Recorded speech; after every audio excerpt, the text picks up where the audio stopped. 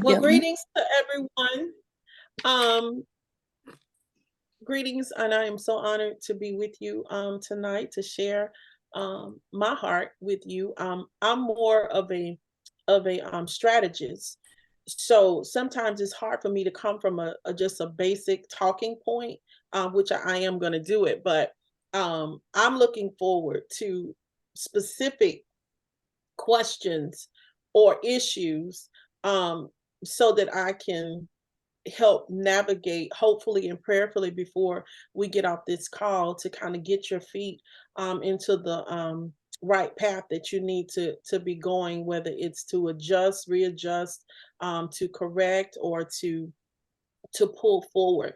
So tonight I was kind of, thinking, did I want to, address the singles, that I want to address the married couples. So I kind of think for to start out, I'm gonna hit the married women.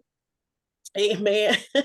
Amen. Because I know a lot, I get a lot of married women with some struggles in married life, and how to navigate, and how to how to walk in unity, especially when you are a believing woman. Whether your husband is a believer or not, I do believe in the word of God, and I do believe that it does not matter if your husband is saved. It does not matter how things are going. If you believe in the power of God and you believe in your marriage, nothing is impossible for him. I believe that you can, when you have a heart for your marriage and for your mate, that you can accomplish anything. A lot of times I have gotten couples to reach out to me. It is, well, I ain't gonna say couples, it would be the woman. Typically 99.9% of the time it's the wife that is struggling in her marriage, and the first thing I ask them is, do you want your marriage? So that's the question I'm going to pose to those tonight that may be married, watching, listen, will come back and listen. You may be at a crossroad and you're not sure what you want to do because of what you may be struggling with. But let me pose this question to you. And I say this question when I'm counseling women, is because if you don't want your marriage, it's really nothing anybody can do. There's plenty of people that can help you run your marriage in the ground, but it's very few that will pray you through, or to counsel you through, or to edge you on, to encourage you to hold on just a little while longer and see what the end is going to be. So if you desire your marriage, then absolutely, I'm glad that you are. And so I'll look forward to answering some specific questions. But what I want to, really minister to women of God tonight is that you have to never forget who is the head of your life. Yes, we get married. Yes, we fall in love. But what we cannot do is ever make the mistake of putting someone before God, because that is a recipe for disaster. That is an open door for the enemy. Why? Because we then start to set up our spouses as idols. Even when we are going through in our marriages, when we give more emotions, or when we give more weight to the issues versus the problem solver, we're making that thing our idol. One of the mistakes that I feel that women make is when we're struggling in our marriages. All the time we don't have a huge trusted circle that we can go to, and we may have a couple people that we can go and pour our hearts out.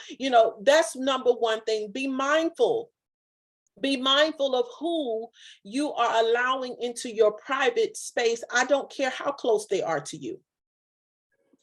I love the story of Ruth and Naomi. Ruth was following Naomi. That was her mother-in-law. She had a family, she had friends, she had a mother. She probably, I don't know much about the backdrop of her life, but let's just say if she was, if both of her parents was living, and she had, people that she grew up with, she could have went back home and leaned on her family, but she leaned on one person. And so I would like, to encourage women, be mindful who you allow your marriage, your issues to fall into the hands of, because some people, girl, if I was you, I wouldn't be doing that. Girl, if that was me, I'd have been gone. And 9 times out of 10, these are women that do not have successful relationships. They do not have stick-to-itness themselves. Their marriages, if they marry, in shambles or on the way out.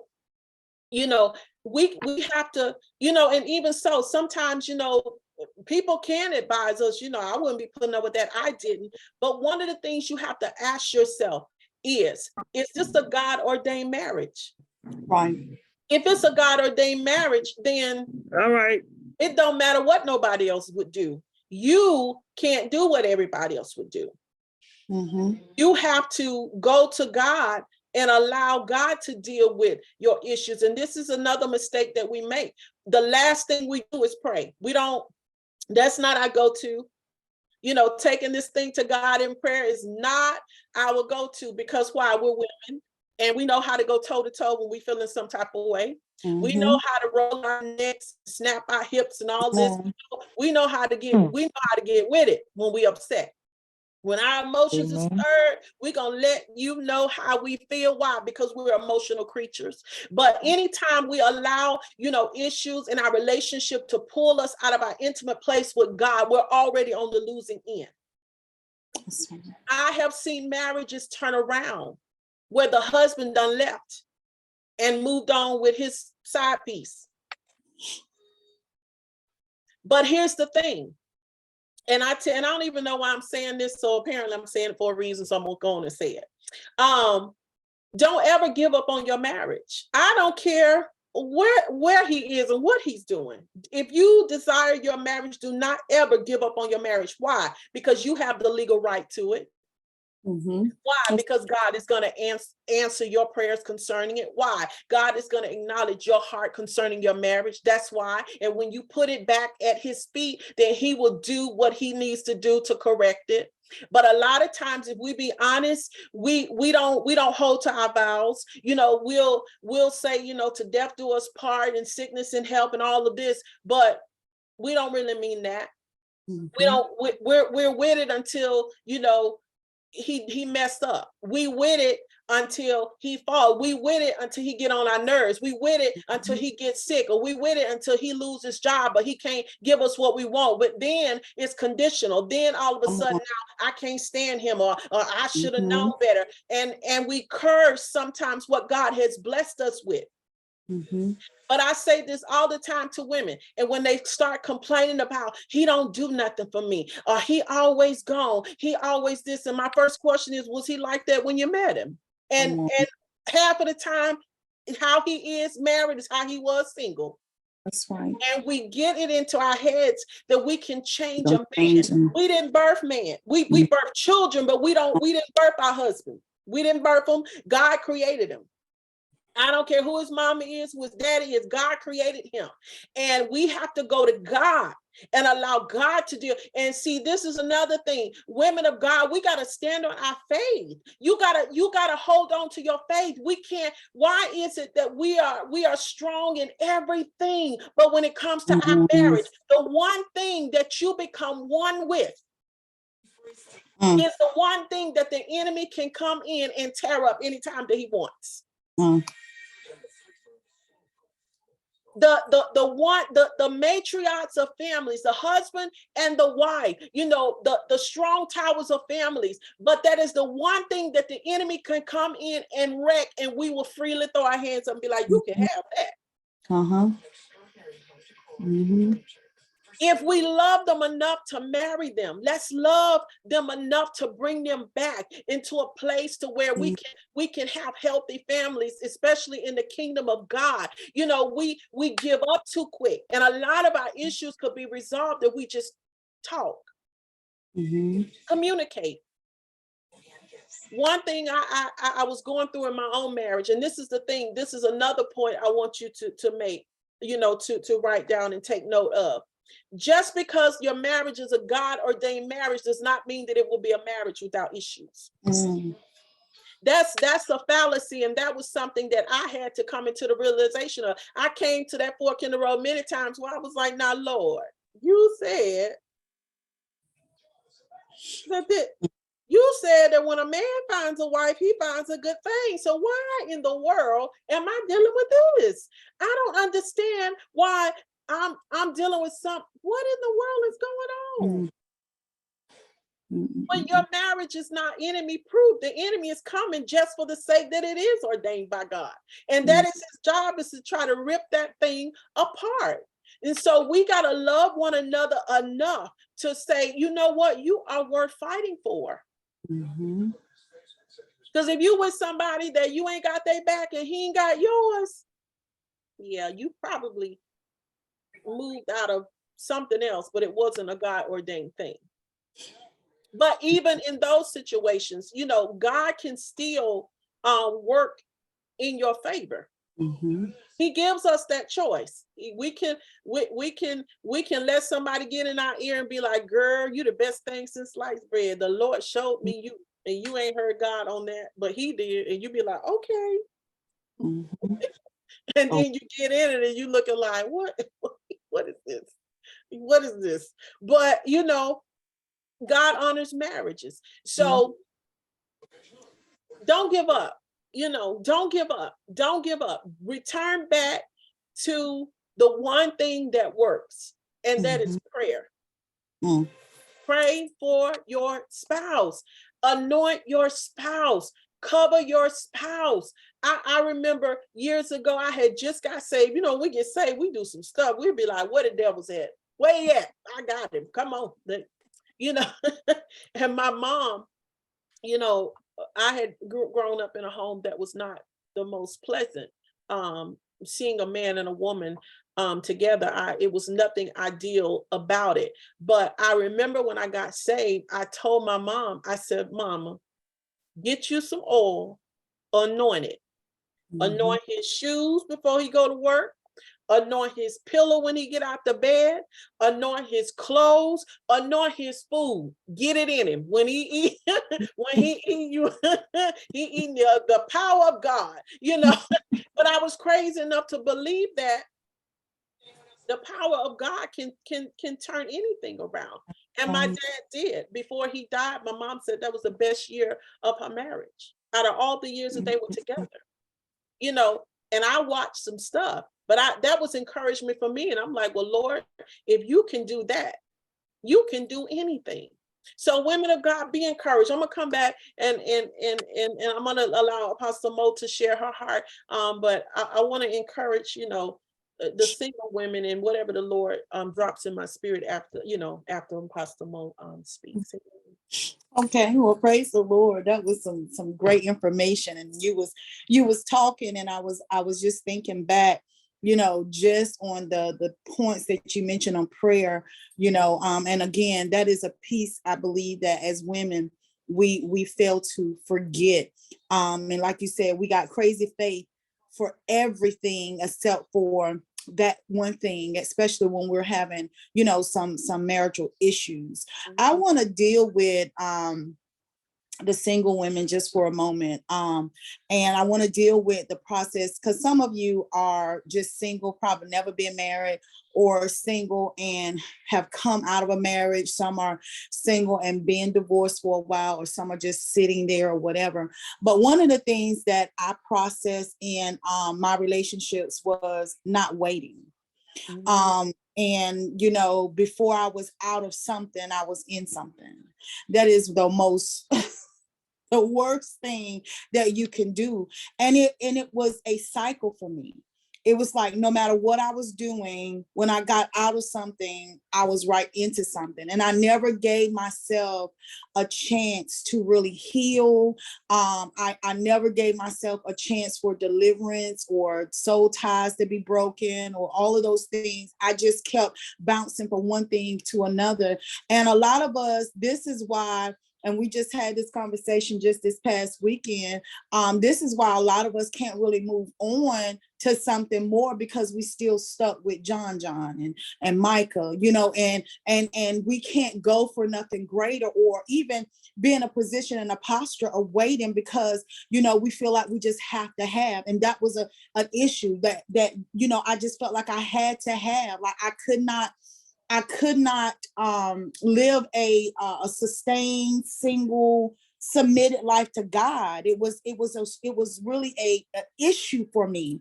And so in this last process, I knew, after taking a moment, and the Lord had me to literally look at my life and to really realize that I had more baggage connected to my life based off how I move.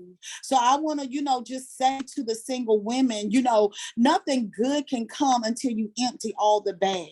Nothing worth your time and your heart and your love until you have really, really, really got rid of all the rotten things. Because even back then, my attitude was nasty. I don't care how I might have acted and looked to people. I still had issues because I dealt with men that was unpleasant. I dealt with men that was abusers. I dealt with men that did not know how to talk to me, that downgraded me. And outside of me feeling a certain type of way concerning my own life, it was that I felt like I had to have that type of man. And so if we identify certain men, we'll keep attracting those same type of men. I attracted men that was on drugs, because I got connected in drugs with a man. So I started attracting certain type of men. I was always attracting abusers because, I was open to a man talking to me a certain way. But it took me to have almost like literally my life almost knocked out of me for me to realize, okay, it's me. Because we can point fingers at men. They're gonna do what they do. They're gonna act the way they act. And believe me, I had a jacked up issue, but I still had to look at myself. I still had to identify what was the issue, why I keep attracting these type of men. Every man I had, I took care of.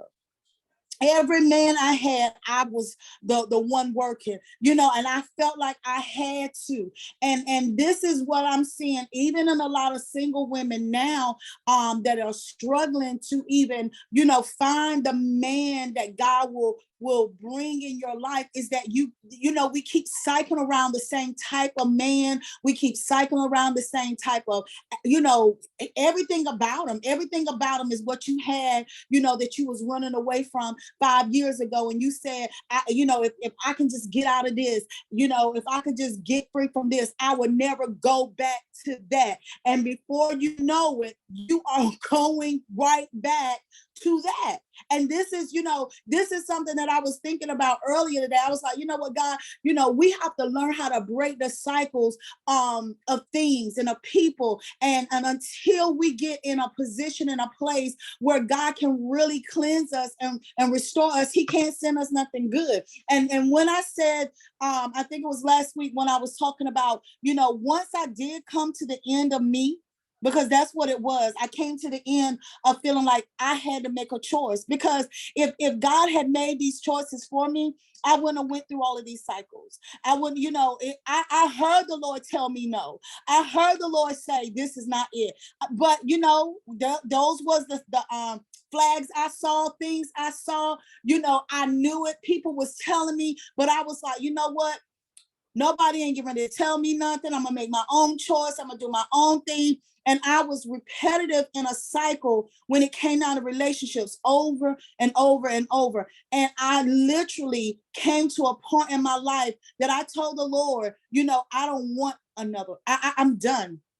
I am sick of, this, I can't get my pause in a good one. And, I was saying all kinds of things like, God, what is this? So those of the ladies on this line that are single and you are processing, just because you've been single for 5 years, 3 years, 2 years, don't mean you're free from him.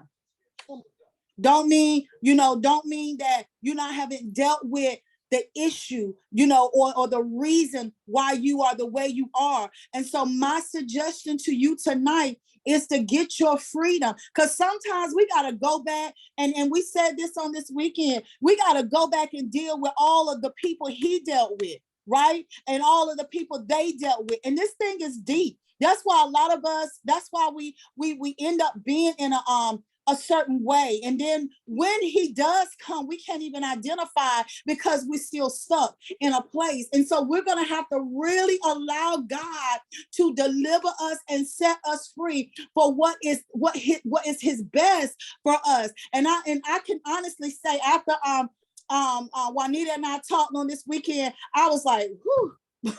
I said, woo. And I thought about my own personal life. I thought about what had to take place in my life that took about almost 4 years for me to breathe again. I need y'all to hear this. I was still like hyperventilating from years of from the time I was in my 20s till here I am close to 50. Literally not even breathing properly because I was traumatized throughout the majority of my adulthood. I had kids. I didn't properly raise them properly because I was in and out. They saw me up and down. So this is a very, very, very strategic time, especially for single women, because one, the enemy already done said, oh, you ain't no man gonna want you, because that's what he told me. Ain't they gonna look at your history and they not gonna want you. They gonna look at your past and they're not gonna want you. And I started believing that. So I had to go through a freedom. I had to go through a purging and a cleansing that the Holy Spirit had to take me through. And it was a nasty, it was a horrible moment. It was times that I didn't even get up and even dress myself because I was going through a horrible time, because I had to look at myself and say, Monique, it's your fault. I couldn't blame nobody. I couldn't say nobody did this. I couldn't say, I was the one that was open to XYZ. So single ladies, as you are waiting on God, make sure, and if you're in a relationship now and you've been in that relationship for a time, and it ain't looking towards marriage, and you sleeping with him, and you open to him, you're going to be struggling because you're open to him. And because you have not dealt with the others, you now got to deal with him, them, the other people in them, their cousins that they slept with, their aunties that molested them. And you're trying to figure out why you're feeling all this mess that you're feeling is because that stuff got to be broken. So my suggestion to you tonight is to get free from an emotional trauma that is your fault, because it is. An apostle said this, we are emotional creatures, and most of us, we base our relationship with a man based on our emotions instead of what the Spirit of the Lord is saying. Now let's just be honest. We base it off of how he did me, how he whined and dined me, how good he was to me, what he did that somebody else didn't do, and all of this. And that's how we base our relationship. And if we do this, John didn't do you like Micah, but guess what? You have not even been able to see the real Michael because you still got John and them in you. And so we really got to get in a place where we really allow Holy Spirit to wash and cleanse us and make us, watch this, prepare us for what he has. He can't prepare us for what he has when we have not closed chapters and doors. And you're going to know when those things are closed and doors are shut. I remember some years ago when I was in high school, and this is when I first came into understanding what a soul tie was. And I had no idea, nobody in the church ever taught me, I did not know how to handle it or nothing. But I remember a guy that I went to church with. Oh, I was so in love with him. Oh my God, he was it. And then what happened was when he came from out of military, The first thing he wanted to do was sleep with me. Now, I remained a virgin until 2 days before I married my children day. I could have just came, I could have just made that thing happen, but I remained a virgin up until then. I was like, no, I'm not going to do that. And then, watch this, I didn't even sleep with him, but emotionally, I was tied to him. So can you imagine how many people you are still emotional tied to? You ain't even slept with, but they had your ear. Come on. They had your attention and you didn't even sleep with them. So if we don't deal with these things now, we bring all of them and all of that into a sacred union. Yeah. And this is why even what Apostle Mary is dealing with, this is why a lot of times, we struggle in our marriage when we even know it's God, because we had not come to this place where we dealt with this stuff. When I married my husband, I didn't have to deal with that stuff with him. But there were some things that he hadn't dealt with. And because I was in a position, in a posture, we have only had one come to Jesus meeting. And I had to let him know, this is what took place with you and other women. Mm-hmm. And by the grace of God, I was able to share that with him and let him deal with that with God. And we have not had another come to Jesus moment. I mean, never. And we was just talking about this past week. Like, there is not a moment that, we're arguing or bickering. But I promise you, there are always moments that the enemy will try. And if somebody didn't have the wisdom of God, then we will go back in a cycle. You have to get to a place that you refuse cycles. Single women, you refuse cycles. Married women, you refuse cycles. Because like even Apostles was saying, that even when you start praying and interceding for your spouse, you got to know how to intercede for them. But if all of everybody else keep coming up, you're going to be interceding for something about somebody else that has nothing to do with him. Come on. So, that's my spiel on the single women transitioning, waiting on, don't wait until you meet him to get free. Come on. Go ahead and prepare yourself for your freedom now. And if you haven't done it and you've been single for a while, like we was just, that might be the reason why he ain't came. Right? So let's do that and allow Holy Spirit to do what's necessary in us. And I promise you, you're gonna look at yourself differently, because that's exactly what I did. I saw myself worthy. I saw myself worthy. I knew I was a good woman. I knew that I was wife material. I knew that I could submit, because I was honey, I would cut you down with 4 words. And you be bleeding, because I didn't care.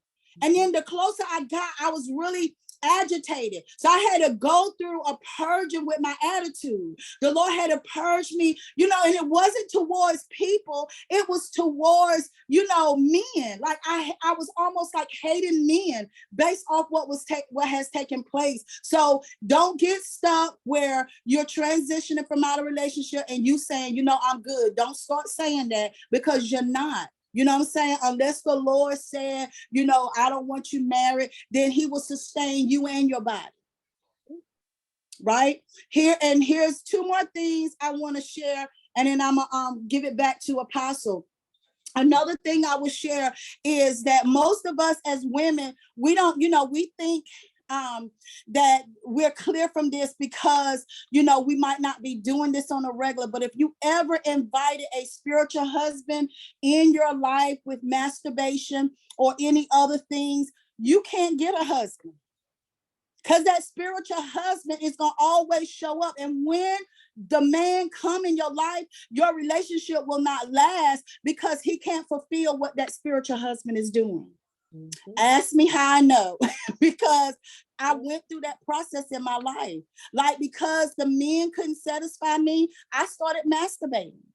Come on. I started, and I had got a word way from you when the woman of God said, she said, this is what the Lord showing me is that you're having, you got a spiritual husband. And I was like, what is a spiritual husband? Because I didn't know. And I just, I thought it was okay because people were saying it was okay. Certain women of God was saying, do what you got to do. And folks will teach us that, but they never tell us what we have invited into our homes. And you can marry someone and you can never get satisfied until you are delivered from that spirit of husbandry. It is here, it is loose. And watch this, not only masturbation, but when you have the spirit of incubus and succubus coming into your, which one is the one that deal with females? I think it's incubus, or is it one of them? I'll make sure I give it to you before I leave. But one of them, and this incubus and succubus is a spouse, spiritual. When you start doing this, even while you're sleeping and dreaming, then that spirit is you're so open to it until you're not really open to the man that God sends your way. So this thing can go so deep when we're transitioning, and we really have to deal with ourselves. And even if incubus is male, so succubus is the female. And even when you have a mate, and I'm done, even when you have a mate that masturbate, oh God, Jesus, it now and then you go have sex with him, or you're dating someone and you have sex with that person that masturbate. Look at all of that you have opened yourselves to. So single women, you got to be careful.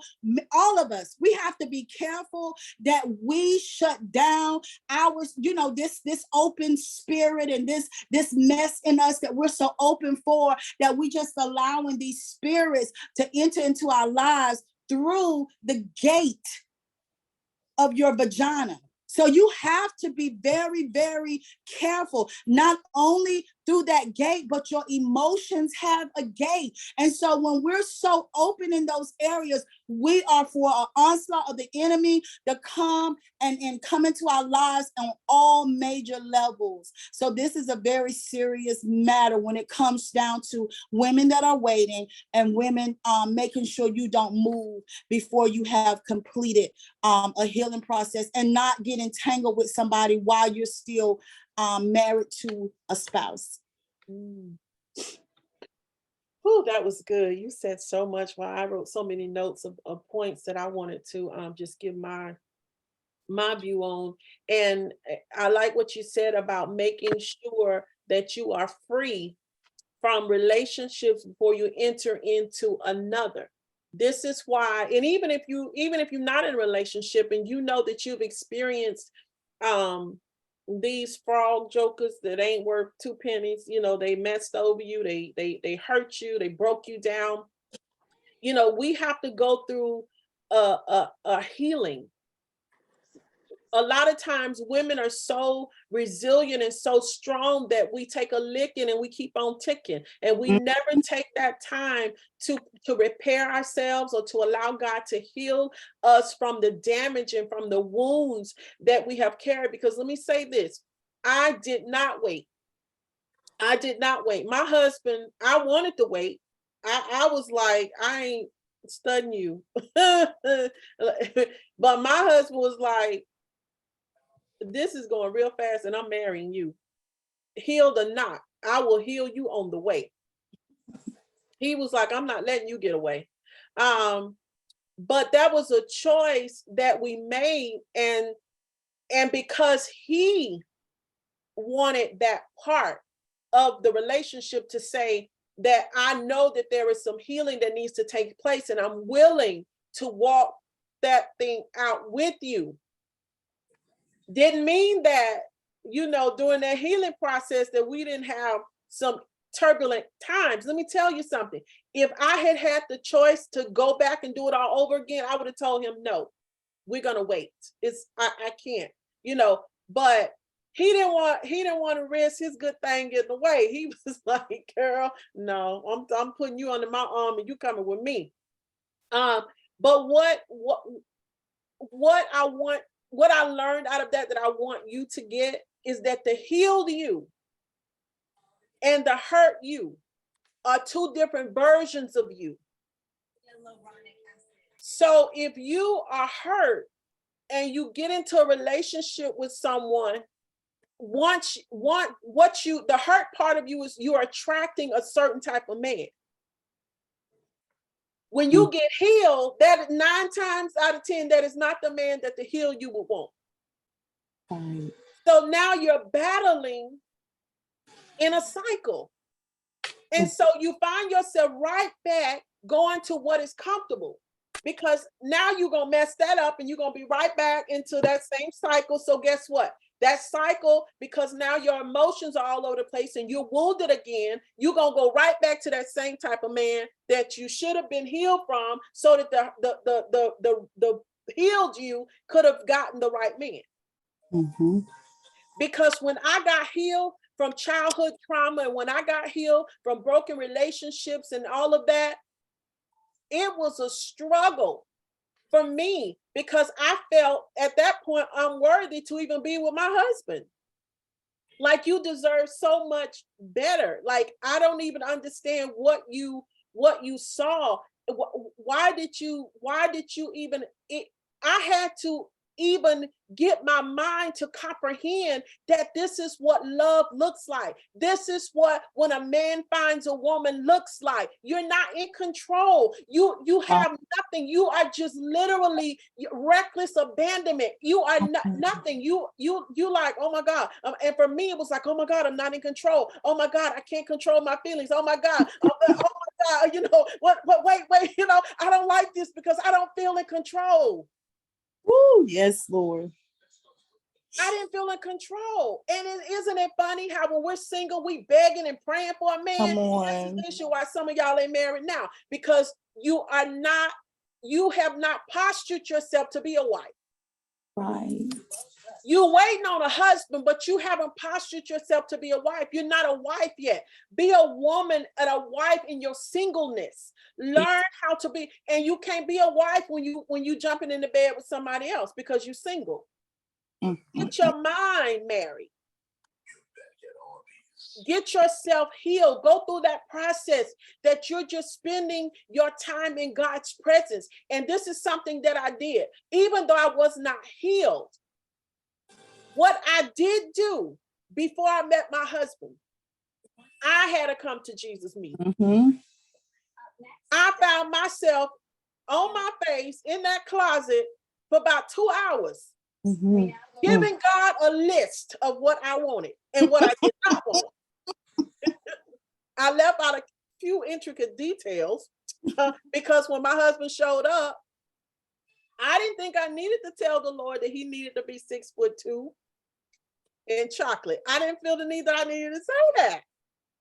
Well, when my husband showed up, he wasn't 6'2" and he wasn't chocolate. So that threw me completely off. And I'm like, Lord, and now it is so funny. I can't imagine being with anybody else. Yes. But my husband. Denzel could walk in the room and I wouldn't even think. I promise you. Because what I thought I wanted, mm-hmm. God was like, girl, that's what you want. See, because we can create these things when we're wrecked and when we're tore up and when we're not, here, we can create, what we want, and then we'll go after what we want. We'll set up these things in our mind that this is the type of man I want. I want this, but that's error right there, because you know what? The Lord kept saying to me, when a man finds a wife, every time I would get irritated with my ex-husband, I would be mad as fire. And the Lord would repeat them words in my ear, when a man finds a wife. And I'm like, why do I keep hearing that? Over the years, I just kept hearing that. And you know why? Because I found him. I chased him down. You gonna marry me, Joker. And that's all it is to it. I did that. And so every time I would get into a position where I'm complaining and I'm upset and I'm mad, the Lord would bring that thing back to me, reminding me, you did that. You made that choice. You did not allow the man to find you. And so when my husband found me, it was totally out of left field. Didn't see it coming, didn't know how I got hit, was like, where in the world did this come from? But we got to learn how to get in God's space, because he knows what is best for us. He sees to heal you long before you get there. And he knows that what he has designed and created, a lot of y'all still single because you're looking in the wrong areas. Right. You shouldn't be looking at all.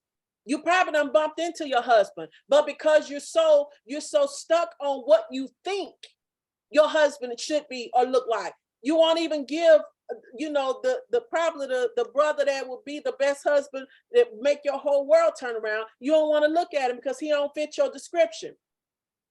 Honey, when you get my age, you just want them breathing. Right. Is you breathing? Are you on a? I just want to know that you're breathing. Because when you're young, you got a whole list. Whole list. We can, you know, I took, but when I went to God, I didn't have a list of, I was like, Lord, let him love me.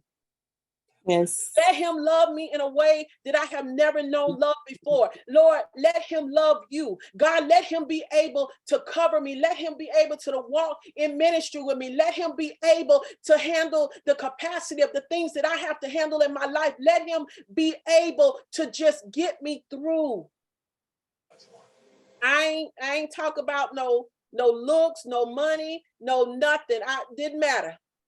I'll sleep under a bridge with you, bro, if you just love me right. When you've been hurt so many times and you are longing for something that you have never had, all that other stuff goes out the window. We got to change what we're expecting. You're not even wife material, but we're expecting a knight in shining armor. What? Because when you get him on him off, you ain't gonna know how to handle him, because you still gonna be handling him like you handled Bobo. Right. And you can't do that. Another thing, when you were talking, you know, with single women, this codependency, this is a demon that we need to slay. Yeah, Women right there. that just need to be needed. You don't care what he doing. You don't care how he is. Yeah, you don't care about nothing. You don't care. Only thing you care about is the fact that he want to be with you. He laying up in your house. He ain't doing nothing for you. He playing video games while you doing the struggle. He hanging out with his buddies. Come on, hanging out at his mom and them house. He ain't never spending no time with you, but you just content just to have a body in the bed with you when you let your head down and go to sleep, and that joker ain't stunning you. Codependency. We need to be delivered. We need deliverance, because I found this out. The only control someone have over you is the control that you relinquished. Nobody has the right to treat you any other way than what you want. But when we allow men to do whatever they want, and then we sit back, you know, he treat me so bad. No, you're allowing him to treat you bad. Joker, listen, this is my house. You gonna give me my key. You gonna not drive my car. You gonna get your clothes out of here, and you gone. That's right. And if you want me, you gonna come correct, or you ain't coming at all. Come on. That's fine. You ain't driving me and dropping me off at work in my car, and you going on, and you ain't clocking in nowhere. No. You better catch the bus or Uber, but you not driving my stuff. See, we allow these boys to treat us like we trash. Because they're not men. My husband said and I'm gonna tell you something. The most fights me and my husband had when we first got together, the first year, was me learning how to be a woman. Because I wore the pants all the time. I ain't pushing no shopping carts. I ain't opening up no doors. I'm not driving no car. You gonna sit over there and you gonna look pretty. That's all he used to tell me. I would be mad as fire. You controlling me. Blah, blah, blah. You controlling me. He wasn't controlling me. He was being a man. Something that I had never been. I'm used to dropping this Negro off in the front of the store because it's raining. Oh, come on. Y'all don't hear me. We're used to doing what a man should do. And because we allow it. Jesus. Because we allow it. Men can only treat you the way you allow them to. Do you know we have the power to make a man love us right? I'm telling you this, hear me. When a man ain't gonna marry a woman that he can run over. Don't drink the Kool-Aid. Don't drink the Kool-Aid. These little boys out here talking about you trying to make me marry you. No, nigga, I'm trying to make you be responsible. That's right. You turning a key up in here, you ought to be marrying me. If not, then what are you doing? That's right. Don't drink the Kool-Aid, women. When you stand up and you be like, I'm not on the clearance section.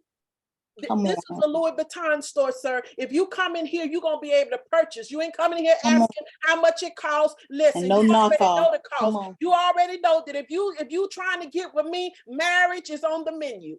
That's it. If it ain't, don't come in my store. I'm not lowering my prices for you.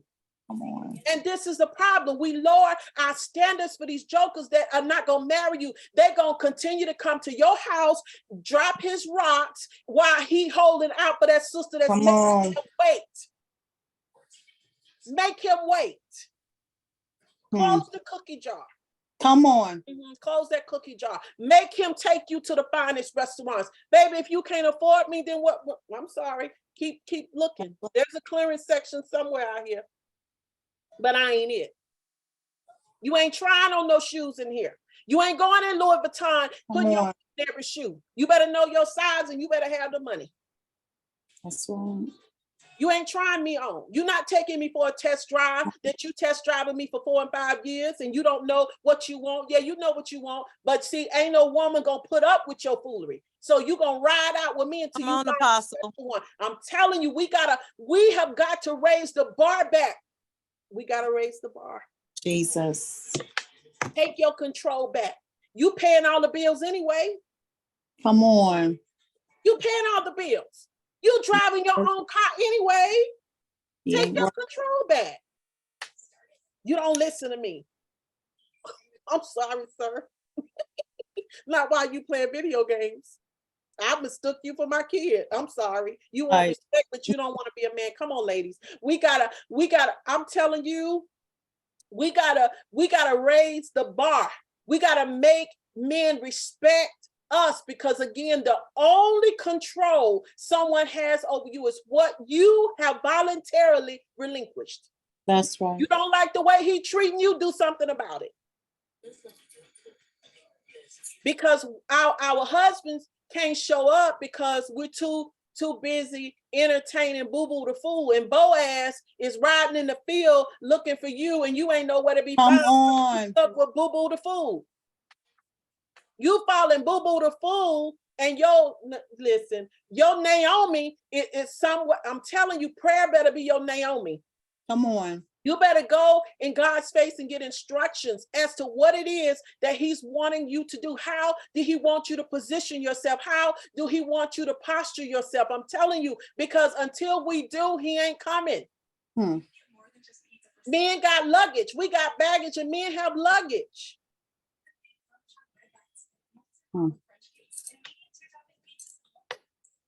And we'll marry him anyway. Oh, baby, it's okay. It's okay.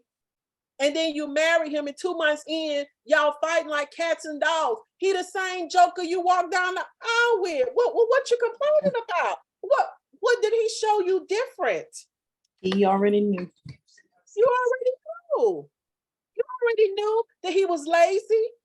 And you talking about you want to go on a honeymoon. How you going? You paying? Done that too. No.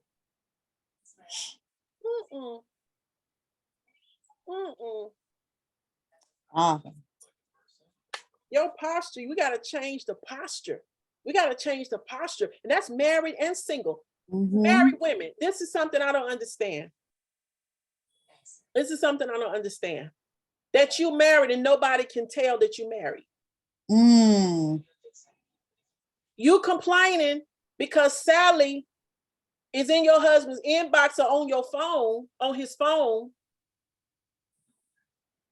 But she don't even know he married because that's just how much space you leave. Gotta close that gap. And then women be like, well, he ain't got no business cheating. Well, if it's that much space, then 9 times out of 10, there is no intimacy. That's right. Because intimacy is more than sex. That's right. It's more than sex. Intimacy starts when you wake up. It's something my husband adopted that I love it. When he wakes up in the morning, whether he's home or whether he's not, the first thing he says to me, good morning, I love you. Before he goes to sleep, good night, I love you. We got about the same men. Right. Well, he did put that finger on. Yeah, he did. I'm telling you. And talk. You know,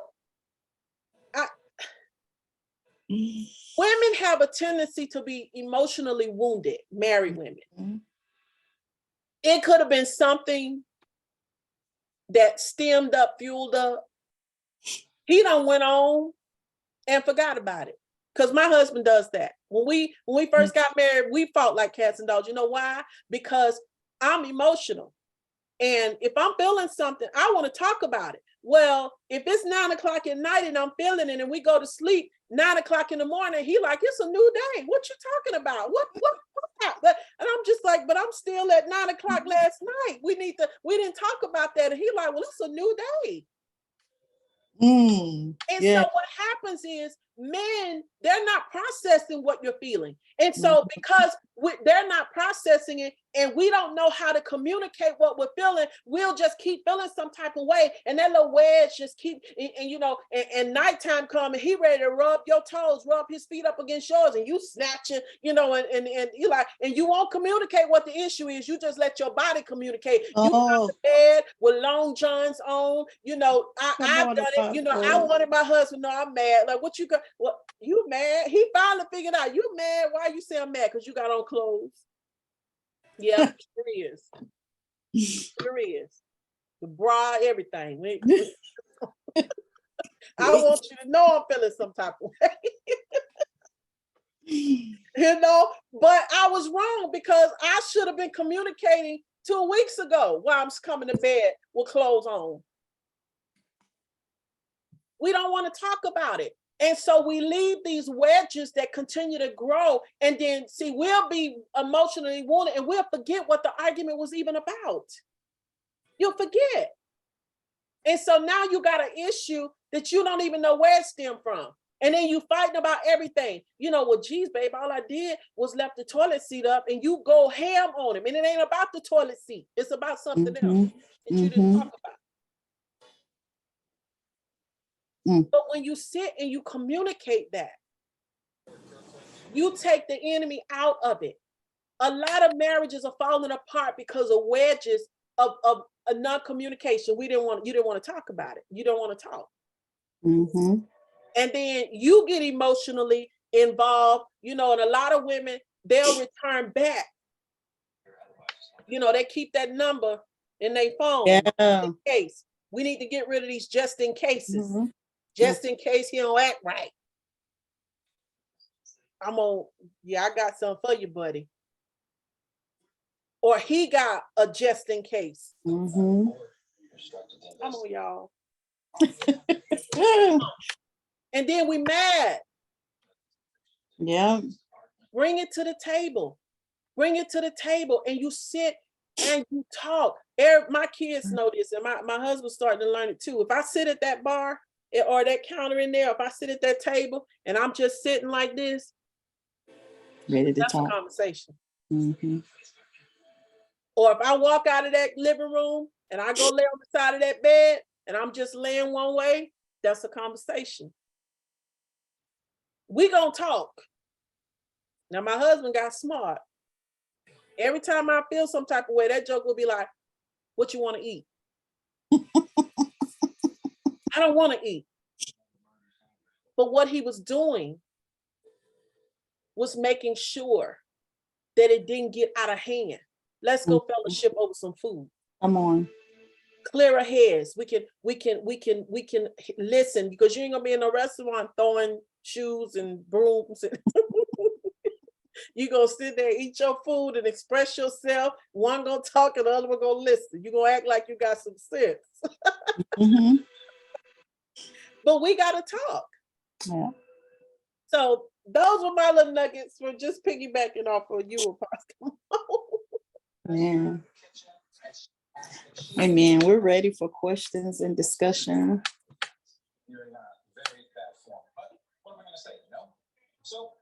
All right, we are ready.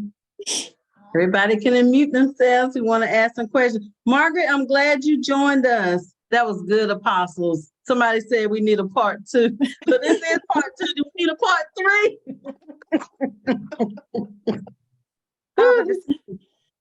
Is this on Facebook? I'm going to take it off. Wait a minute. I'm glad you reminded me. Wait a minute. Let me see where it is. Did you put the link for those ladies that would like to join our Facebook? Yeah, I did. I put it again. I put it before, but I put it again. If you're on Facebook and you want to jump on, we're going to have a talk session. So I'm going to put the link out there again so you can jump on and join us. But we're getting on Facebook now. Do we need to raise our hand? No, just talk. Just unmute yourself. We'll see you. All right, so I got a couple of things I wrote down.